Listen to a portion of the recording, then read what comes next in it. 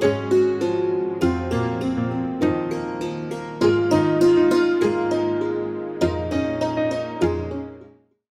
afternoon, ladies and gentlemen, boys and girls. This is Rod Fleming in the Philippines here, and today I just want to, cast a shout out and say a word in favour of those women who are affected by their husbands transitioning. But before we do that, please remember that we need your support. So please go onto one of the sites, the links to which I will give you, and send a little something. We're doing the best we can to continue to maintain this site, and it's a loser. It's a money loser for me. So please try to minimise that.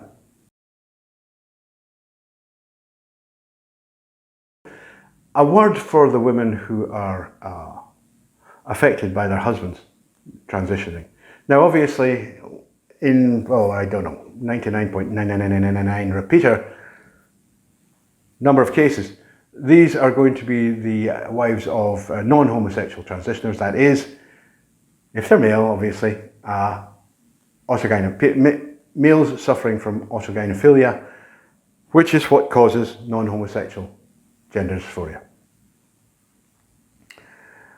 They will have married their husbands in good faith. Quite often these people are quite good looking. They're often very bright. They can be very determined and successful. And they become quite attractive to women until one day they find, what has been happening to my underwear? And where have my scanties gone? What are these stains over my underwear? And yeah, she confronts her husband and he says, well, I've got to tell you, darling, actually I'm a woman. And I've been to the clinic and they're going to give me some drugs and they're scheduling me for a sex change, That's what we're going to have to do. And, the woman is obviously going to be on the floor, absolutely bowled over by this. And one of the things I find really shocking is that you will see on YouTube and elsewhere, you'll see so-called therapists saying that, these women who refuse this are traitors. They're being treacherous. They're being unfaithful to their husbands. They're not playing the role that a wife should. And I am really sorry about this, but I don't buy it for a moment. I'm not buying it. They married a man,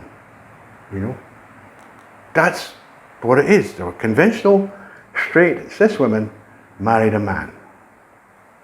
Why the hell would they turn themselves into lesbians? You can't do that. Everybody runs around and says, "Oh no, you can't do conversion therapy. Gays can't be cured of gayness. That's not true. No, can't have that. Conversion therapy. No, don't want that." Yet, they say to these women, "Oh, but yeah, fair enough. Your husband's transitioning from, male to feminine, and so he wants to be one. So you'll just have to be a lesbian, and that's that. No question about it. You'll just have to be a lesbian." It's a double standard of absolutely legendary proportions, and my advice to any woman who finds herself in that position has always been and remains: empty the account, pack your bags, take the kids and leave, right? And fight your corner from a remote and safe location. Because remember, especially the older type, because they are fully socialized as men, and I'm a man, I know what men are like, they will gaslight that woman until she doesn't know which way is up. That's what they'll do. They'll end up with her believing that she's in the wrong, that she did something wrong, which she obviously did not. That's what they'll do. It's called gaslighting, and it's really, really ugly. And it's something that I am afraid to tell you guys, AGPs are absolutely brilliant at.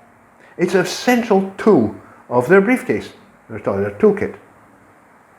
HSTS don't do this. HSTS don't gaslight anybody. They're not gaslighting. They know what they are.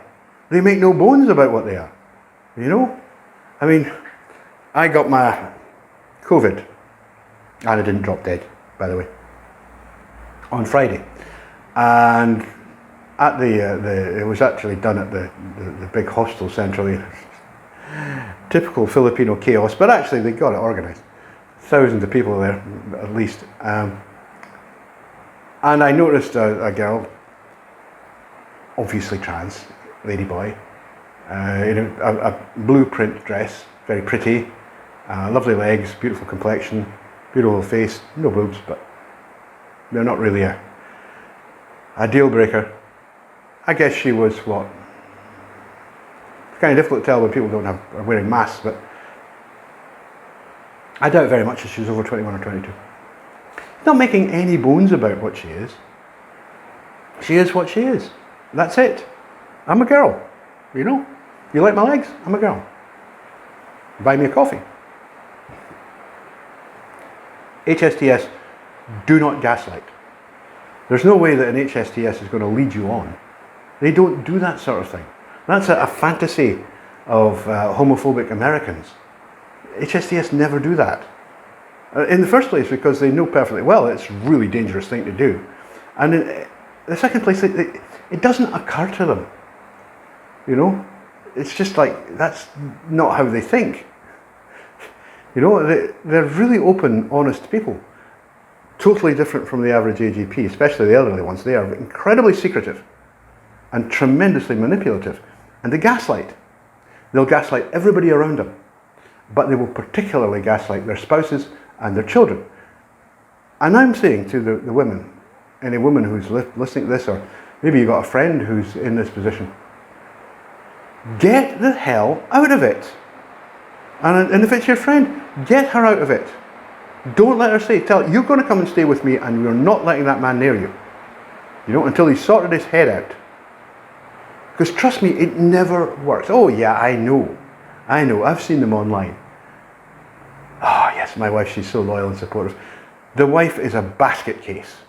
You know, she's been told, if you don't do as you're told, you're going to lose your home, you're going to lose your kids, you're going to lose everything, because I will make sure you do. And it's all going to be your fault because you didn't support me when you should have. That's what the guy's going to tell her. That's what this non-homosexual, elderly transitioning AGP is going to tell his wife. The woman he claims he to love.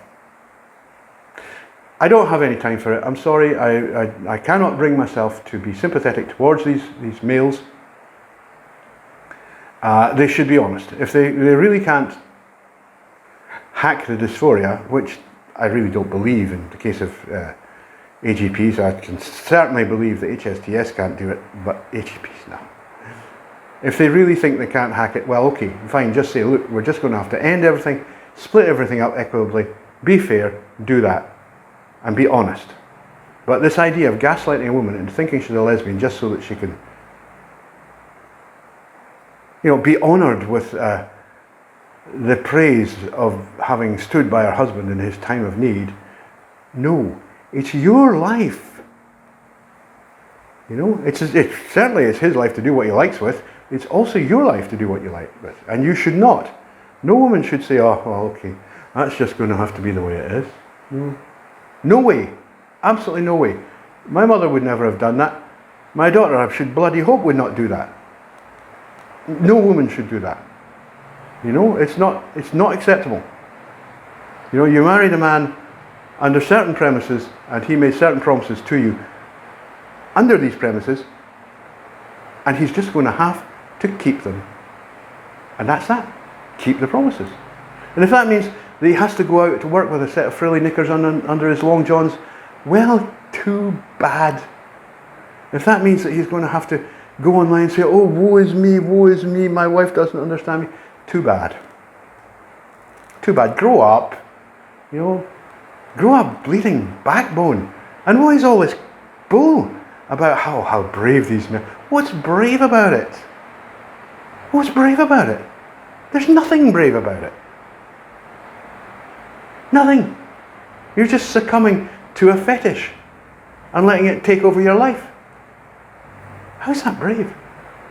Anyway, I've probably said enough to get myself banned off YouTube forever. Carry on, folks. Take care of yourselves.